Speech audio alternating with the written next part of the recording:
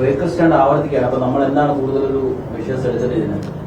ഇത് നേരത്തെ കാലങ്ങളിലൊക്കെ മോട്ടോർ സൈക്കിൾ കണ്ടിരുന്നു, അല്ലെ പല പ്രത്യേകിച്ച് ചില സ്ഥലങ്ങളിലൊക്കെ ഇത് കണ്ടിരുന്നെങ്കിൽ നമ്മുടെ ആലപ്പുഴ ജില്ലയിൽ ഇത് ഗണ്യമായി കൂടിയിരിക്കുന്നു. അതിന്റെ ഉത്തമമായ ഉദാഹരണമാണ് കഴിഞ്ഞ ഞായറാഴ്ച ഉണ്ടായ സംഭവം. ഇത് ഇത്തരം സംഭവങ്ങൾ ഉണ്ടായിരിക്കും, പക്ഷേ ഒരു വീഡിയോ എടുത്ത് ഞങ്ങളെപ്പോലുള്ള ഉദ്യോഗസ്ഥരുടെ ശ്രദ്ധയിലെത്തിച്ചത് കഴിഞ്ഞ ഞായറാഴ്ചയാണ്. ഇത് ഒരു നല്ല സൊസൈറ്റിയുടെ ലക്ഷണമല്ല. ഒരു നല്ല റോഡ് സംസ്കാരമുള്ള അല്ലെ റോഡ് ഉപയോഗിക്കുന്ന സാധാരണക്കാരന് വെല്ലുവിളിയാവും വിധം ഇത്തരത്തിലുള്ള പ്രവർത്തനങ്ങൾ വെച്ച് ഉറപ്പിക്കാനാവില്ല. MVD ശക്തമായി ഇതിനകത്ത് ഇടപെടുകയും ചെയ്യുക തന്നെ ചെയ്യും. ഇപ്പം അന്നൊരു സംഭവം ഉണ്ടായി, ഞായറാഴ്ച ഒരു സംഭവം ഉണ്ടായി. ഞങ്ങളുടെ കയ്യിൽ പക്ഷേ ഈ വീഡിയോ കിട്ടുന്നത് 4-5 ദിവസങ്ങൾക്ക് അപ്പുറമാണ്.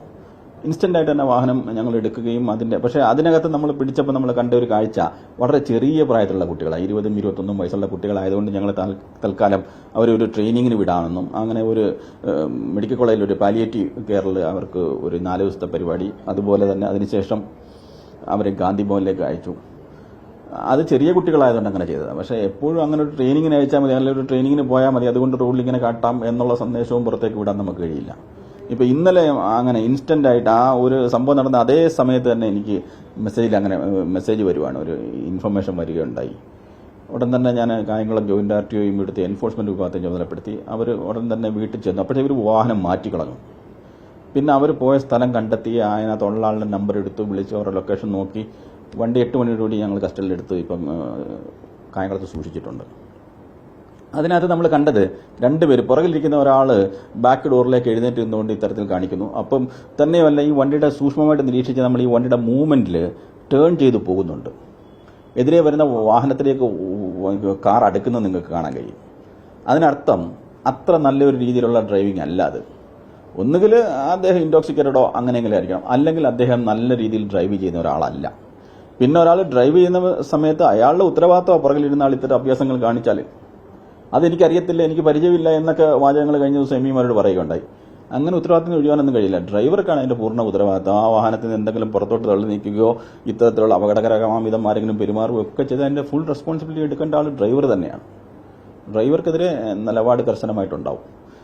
പിന്നെ അവർ രാവിലെ 11 മണിക്ക് ഇവിടെ സറണ്ടർ ആവാൻ പറഞ്ഞിരിക്കുകയാണ്. വാഹനം നമ്മുടെ കസ്റ്റഡിയിൽ എടുത്തു കഴിഞ്ഞു. ഇനി വാഹനത്തിന്റെ ജെന്യൂനെസ് സംബന്ധിച്ച് അന്വേഷണം നടത്താനായിട്ട് വേറെ പറഞ്ഞിട്ടുണ്ട്. ഈ വാഹനം ശരിയായിട്ടുള്ള ഉപയോഗത്തിലായിരുന്നു, അതോ ഇനി വാടകയാണോ, അതോ റെന്റാ കാറാണോ, അതിനെക്കുറിച്ചുള്ള അന്വേഷണം നടന്നുകൊണ്ടിരിക്കുന്നു. ഇത്തരം പരാതികളിൽ കിട്ടിയിട്ടുള്ള ലിസ്റ്റിൽ ഇവരുടെ പേരുണ്ടോ എന്ന് നോക്കാൻ പറഞ്ഞിട്ടുണ്ട്. ഡ്രൈവർക്കാണ് തീർച്ചയായും. അല്ല, എനിക്കറിയുന്ന ആളല്ല. അയാൾ പറയുകയുണ്ടായി, എനിക്കറിയുന്ന ആളല്ല, എവിടുന്നോ കയറിയതാ. എവിടുന്നോ കയറാൻ പറ്റത്തില്ല. ഇതൊരു പബ്ലിക് സർവീസ് വെഹിക്കിൾ അല്ല, ഇതൊരു തികച്ചും സ്വകാര്യ വാഹനമാണ്. ആ സ്വകാര്യ വാഹനത്തിൽ ഇരിക്കുന്ന ഒരാൾ തലയും പുറത്തോട്ട് ഇട്ട് കഴിഞ്ഞാൽ അത് നിയന്ത്രിക്കേണ്ടതും നിർത്തേണ്ടതും അദ്ദേഹമാണ്.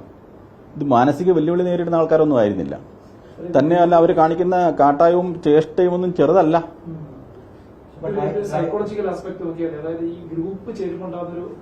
അതെ അതെ അതെ അതെ അത് ഇപ്പൊ കൂടുതലായിട്ടും ഇത്ര അഭ്യാസങ്ങൾ കാണിക്കുകയും അതിന്റെ വീഡിയോസ് എടുക്കുക, എന്നിട്ട് റീലായിട്ടൊക്കെ പോസ്റ്റ് ചെയ്യുക, ആ ഒരു പക്ഷെ ഈ ചെറുപ്പക്കാർ മനസ്സിലാക്കുന്നില്ല.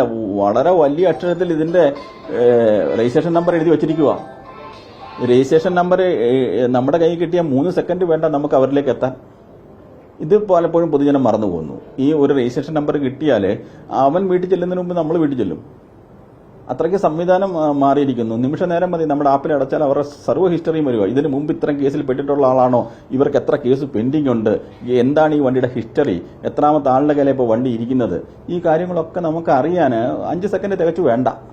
എന്നിരിക്കെയാണ് ഇത് ഇങ്ങനെ നമ്പർ പ്ലേറ്റ് ഇങ്ങനെ കാട്ടിക്കൊണ്ട് തന്നെ പോകുക എന്ന് പറയുമ്പോൾ ഇവർക്ക് ഇതിനെക്കുറിച്ച് അവബോധമില്ലെന്നുള്ളതാണ് നിയമത്തിന്റെ. അപ്പൊ തന്നെയല്ല, ഇപ്പൊ ഈ 2 കേസുകൾ നമ്മൾ സംഭവിച്ചു. ഇത്തരത്തിലൊരു പരിപാടിയിലേക്കല്ല ഇനി വിടാൻ ഉദ്ദേശിക്കുന്നത്. കാരണം അത് തന്നെ ഇവർ കുറച്ച് സീനിയേഴ്സാണ്.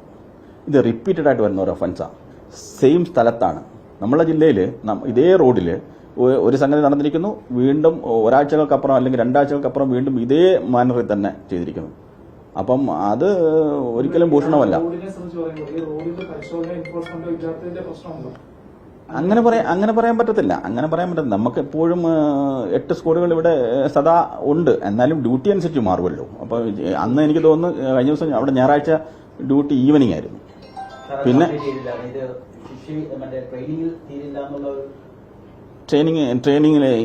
ട്രെയിനിങ് അല്ല, ഇത്ര ഒരു പാലിയേറ്റീവ് സർവീസിലൂടെ മാത്രം കടത്തിവിട്ട്, അല്ലെന്നുണ്ടെങ്കിൽ അവർക്ക് സൗകര്യമാമിതം ഒരു ഹോസ്പിറ്റലിൽ ഇപ്പം 2019 വന്ന റെഗുലേഷനകത്ത് ഒരു വ്യത്യാസം വന്നിരിക്കും. കമ്മ്യൂണിറ്റി സർവീസ് നമുക്ക് ചെയ്യിക്കാം. പല ആൾക്കാരും ചോദിച്ചു അങ്ങനെ RTOമാർക്ക് കമ്മ്യൂണിറ്റി സർവീസ് ചെയ്യിക്കാൻ പറ്റുമെന്ന്. തീർച്ചയായിട്ടും പറ്റും. അതിന് നിയമം വന്നിട്ടുണ്ട്. ഇത്തരം കാര്യങ്ങളിൽ അവർക്ക് മാനസിക പരിവർത്തനം ഉണ്ടാകുന്നതിന് കമ്മ്യൂണിറ്റി സർവീസുകൾ ചെയ്യാം എന്ന് നിയമം നിലവിലുണ്ട്. അതാ ഉപയോഗിച്ചിരിക്കുന്നത്. അല്ല വെറുതെ നമുക്ക് തോന്നിയ ഒരു രീതിയിൽ അങ്ങ് ചെയ്തതാണ്. കമ്മ്യൂണിറ്റി സർവീസിൽ മാത്രം ഒതുങ്ങില്ലേ? ഇല്ല, അത് കുറച്ചുകൂടെ, കാരണം ഇവർ കുറച്ചുകൂടെ സീനിയേഴ്സ് ആയിട്ടുള്ള ആൾക്കാരാണ്. നേരത്തെ നമ്മൾ അതിനകത്ത് ഒരു കമ്പോഷനേറ്റ് ഗ്രൗണ്ട് കാണിക്കാൻ കാരണം ചെറിയ കുട്ടികളാണ്. അവർക്കൊരു അവസരം കിട്ടട്ടെ, അവർക്കൊരു അവസരം കൊടുക്കാം. നമുക്ക് കാണാം ഡോറിൽ നിന്നുകൊണ്ട് ആ വീഡിയോ ഒക്കെ എടുക്കുന്ന കുട്ടിക്ക് 20-21 വയസ്സേ ഉള്ളൂ. ഇത്തവണ നമ്മൾ ഇന്നലെ കണ്ട ഞെട്ടിക്കുന്ന വീഡിയോയിൽ അങ്ങനല്ല.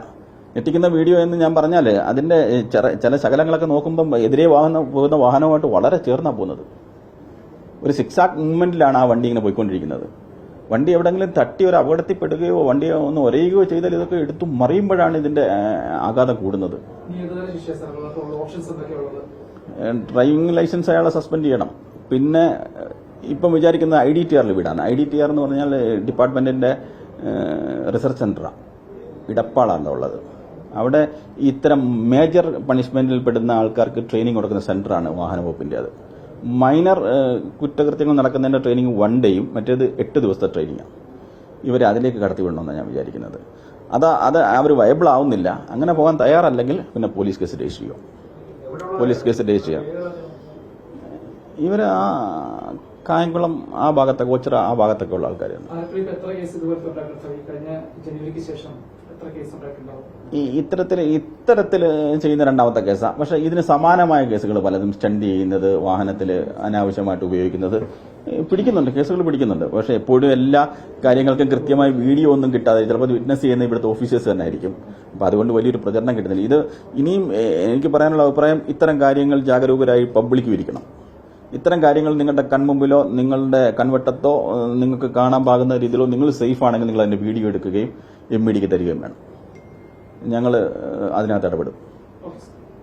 സാർ, ഈ ഡ്രൈവിംഗ് ടെസ്റ്റ് ഉൾപ്പെടെയുള്ള കാര്യങ്ങളും നിയമം അത് ശക്തമാണ്. ഇത്തരം ശിക്ഷാ നടപടികളിലൂടെ മാറ്റം വരുത്തുന്നില്ല. നിയമപരമായിട്ട് ശിക്ഷാ നടപടി വർദ്ധിപ്പിക്കുന്നതല്ലേ? അതല്ല, അതിന്റെ ലൂപ്പോൾ ഉപയോഗിച്ചല്ലേ കുട്ടികളെ ഇത് വീണ്ടും വീണ്ടും ആവർത്തിക്കപ്പെടുന്നത്?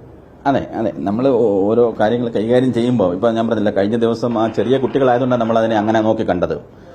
ഇത് ഇവരുടെ ഹിസ്റ്ററി ഇനി നോക്കും. ഇപ്പൊ ഇവര് സറണ്ടർ ആവാൻ പറഞ്ഞിട്ടുണ്ട്. അപ്പൊ ഇവരുടെ ഹിസ്റ്ററി നോക്കുമ്പോൾ ഇയാൾ ഇതിനു മുമ്പ് ഇങ്ങനെ കരിമ്പട്ടിക്കപ്പെട്ട ആളാണോ, ഇയാൾക്ക് ഇതിന്റെ ഒരു വേറെ എന്തെങ്കിലും ഹിസ്റ്ററി ഉണ്ടോ, ഇയാൾ മദ്യപാന കേസുമായിട്ട് ബന്ധപ്പെട്ട് എന്തെങ്കിലും ശിക്ഷ അനുഭവിച്ചിട്ടുള്ളതാണോ, ഈ സംഗതികളൊക്കെ പരിശോധിച്ചിട്ട് ആണ് അടുത്ത നിലപാട് സ്വീകരിക്കണമെന്ന് വിചാരിക്കുന്നത്. പോലീസ് കേസ് രജിസ്റ്റർ ചെയ്യേണ്ട സാഹചര്യമാണെങ്കിൽ അങ്ങനെ തന്നെ രജിസ്റ്റർ ചെയ്താൽ പിന്നെ അത് കേസിന്റെ വഴിക്ക് നടന്നോളൂ.